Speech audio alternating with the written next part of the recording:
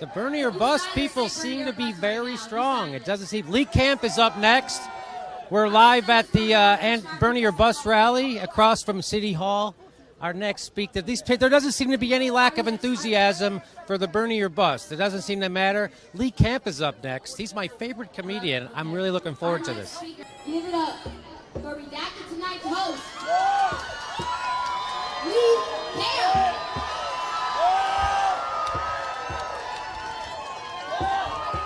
What's up? How you doing, Bernie or Bust? Are we gonna make our voices heard? Fuck yeah! Feels good.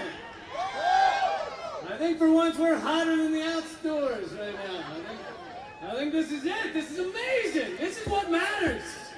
This is what matters, not what happens in that convention center. This is people standing up. And you know, people tell you you're too political, right? You might have lost some Facebook friends, right? Too political is the way to be, all right? Be too political. All my life I've been told I'm too political. Oh, Lee, you wear your politics on your sleeve and your thong on the outside. That was one time, and I read the invitation wrong. All right? I've been told I'm too political to perform at college campuses. I'm too political for most television networks. Every children's birthday party I perform at, they fill out a complaint form. We didn't like that the clown put the balloon animals inside cages and said they were factory farm balloon animals. Well, fuck you, I don't care. I came here to educate these kids. This is too political. Whenever someone tells you they're too political, tell them this. Silence is a political stance, all right? Silence is a political stance. It is a full-throated endorsement of the status quo. It is saying, shut up, stop talking, and get behind everything, these wars, this decimation of the middle class, of the poor people. It's saying, get behind all of that. That is when people tell you you're too political. They are voicing that without saying it out loud. Silence is a political stance. Yes, it is. Absolutely. We're in the middle. I mean, Bernie Sanders said all this stuff. We're in the middle of something very serious, and they tell us we don't have enough money to do anything, right? We don't have enough money to fix our schools. We don't have enough money to fix our infrastructure. We don't have enough money to educate and house and feed everyone. Oh, but we have enough money for the largest surveillance infrastructure that has ever existed in the history of mankind. We have enough. We don't have enough money, but we've got 1,000 military bases around the world. 1,000 military bases. Meanwhile, our economy's filled with debt, our people are filled with Kentucky Fried Chicken, the chicken's filled with hormones, the hormones filled with mercury, and we don't know what the fuck mercury's filled with because we defunded NASA.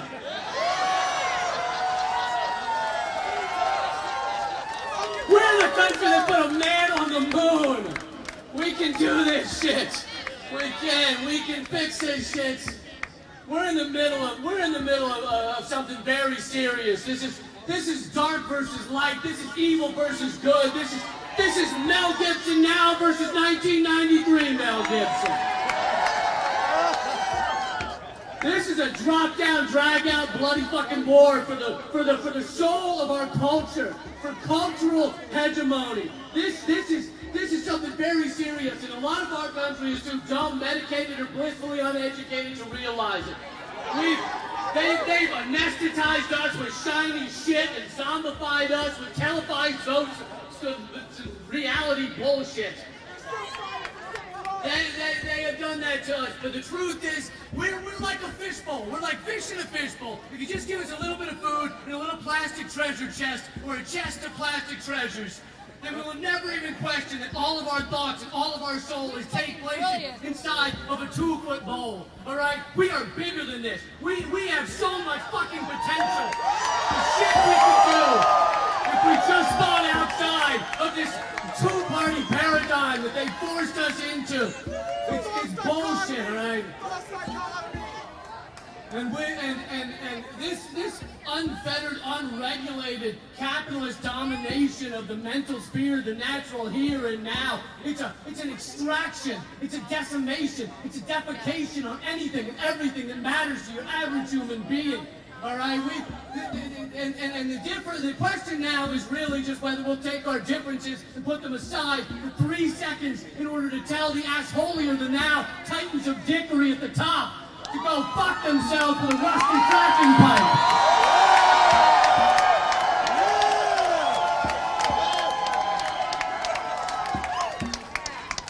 We can do this, and it's on us now, and it's a privilege to be fighting and marching along with all of you guys, all right?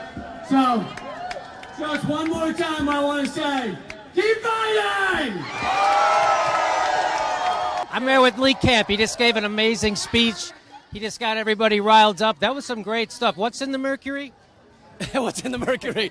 We don't know because NASA, we defunded NASA, right? Now, what's your message to the people here at Bernie or Bust? Aren't you afraid of Trump becoming our president?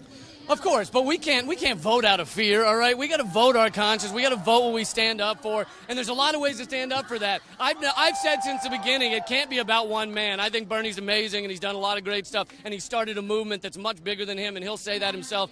And it needs to be about more than one man or one vote, you know. So this is incredibly important, and you know, I don't think people should live out of fear.